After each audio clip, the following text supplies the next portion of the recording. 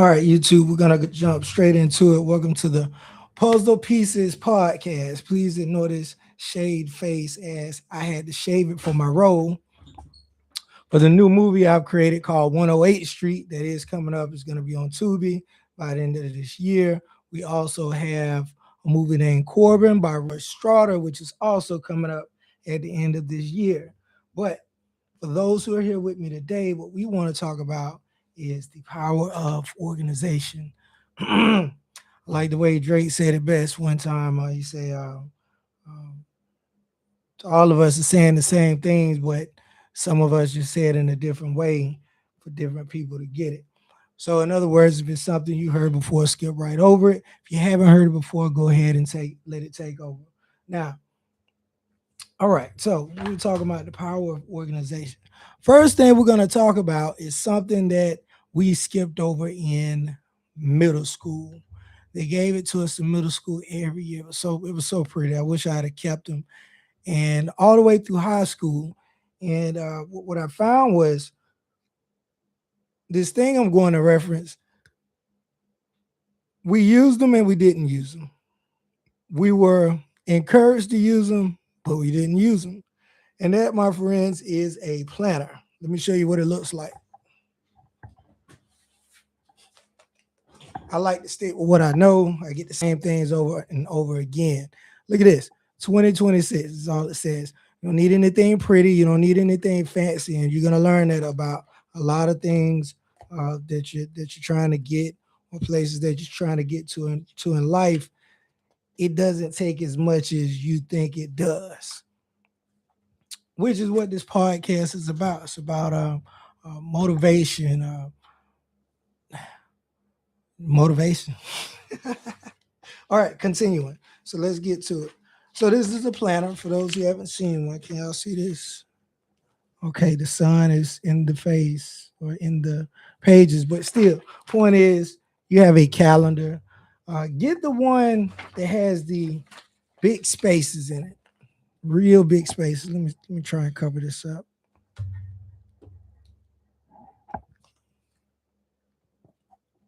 Oh, there we go. There we go. For a snippet in time, you can see it now. That is what a planner looks like. Is there anything in there? No, because I was still using my old planner. And besides, I don't want you to see what I've been writing anyways. Now, in this planner, you know what? Let me show y'all something because you know how the trolls are. They'll say, "Oh, he showed a planner. He's like that." I ain't gonna call his name, and it be nothing in there. Let me see. Let me cover this up so I don't be want y'all to see stuff. So let me see. You can see them squiggly lines over there. It might be a struggle, but you can see it. All right, moving on. Anyways, you are going to need a planner. This helps you keep track of your life. Now, I know all of us have cell phones, and this is what we rely on. Unfortunately, listen, guys. Oh my God, I don't really want to do this because this is just gonna go against what you come to know. Get get used to writing pen and paper. This podcast is about a lot of the old school in the sense of in the way that we learn, in the way that we're going to program ourselves or reprogram ourselves from our current programming. Actually, uh, you're going to need to get back to the habit of reading, writing, and learning.